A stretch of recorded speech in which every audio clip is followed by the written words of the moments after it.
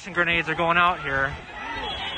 Maybe tear gas even. I'm not sure what that is. That looks like tear gas.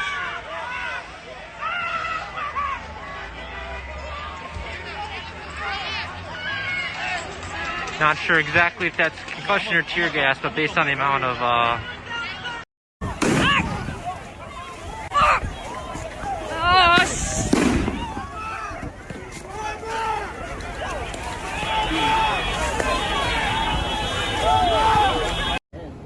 No, you're a man. Shut up. If you was a man, you would know how to handle that different.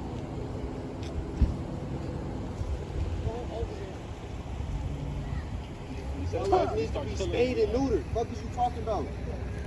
Can you stop recording?